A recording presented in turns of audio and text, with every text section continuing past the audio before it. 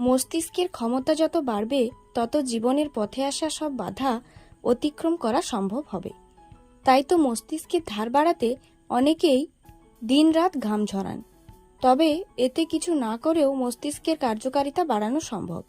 রইল তেমনই কিছু টিপসের সন্ধান। যেমন, শিখতে থাকুন। কথায় আছে, অলস মস্তিষ্ক শয়তানের বাসা। তাই মাথা খালি রাখবেন না কখনো। সারাক্ষণ নতুন কিছু শিখতে থাকুন। ব্রেনকে নিত্য নতুন চ্যালেঞ্জ দিতে থাকলে তার ধারও বাড়বে। ঘুমও জরুরি। মেশিন তো আর নয় আমাদের মস্তিষ্ক, তাই তারও ক্লান্তি আসে। তাই পর্যাপ্ত ঘুমের মাধ্যমেই তাকে দিতে হবে বিশ্রাম। তবেই তরতাজা থাকবে স্মৃতিশক্তি। তাই চটজলদি নির্দিষ্ট স্লিপিং শিডিউল বানিয়ে ফেলুন। শরীরচর্চা মাস্ট।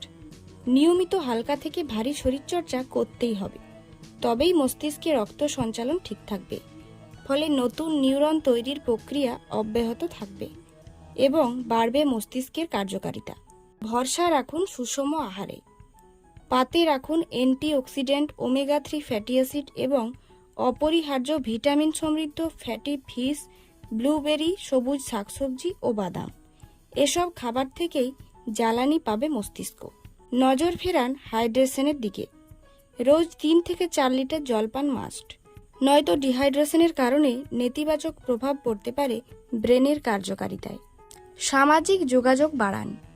সমমনস্ক মানুষদের সঙ্গে কোনো গঠনমূলক বিষয় নিয়ে আলোচনা করুন। পরিবার ও বন্ধু বান্ধবদের সঙ্গে কথা বলুন। এইভাবেই কমিউনিকেশন বাড়বে। বৃদ্ধি পাবে কগনিটিভ পাওয়ারও। স্ট্রেসকে করুন জব্দ। ধ্যান, প্রাণায়াম ও শ্বাসের ব্যায়ামের মাধ্যমে স্ট্রেসকে রাখুন কবজায়। নয়তো স্ট্রেসের কারণে মস্তিষ্কের কার্যকারিতা কমবে ধীরে ধীরে। মস্তিষ্ককে রাখুন সক্রিয়। ব্রেনকে সবসময় খাটাতে থাকুন। তাই সময় পেলেই পাজেল, ক্রসওয়ার্ড, দাবা ইত্যাদি গেম খেলুন। এতে সমস্যা সমাধানের ক্ষমতা বাড়বে। এমনকি ব্রেন চলবে ফটাফট। ফলে মস্তিষ্কের বয়স থাকবে নিয়ন্ত্রণে। তাই এবার থেকে স্ট্রেস নেওয়া ভুলে যান এবং মস্তিষ্কের বয়স ধরে রাখুন এই অভ্যাসগুলি দ্বারা।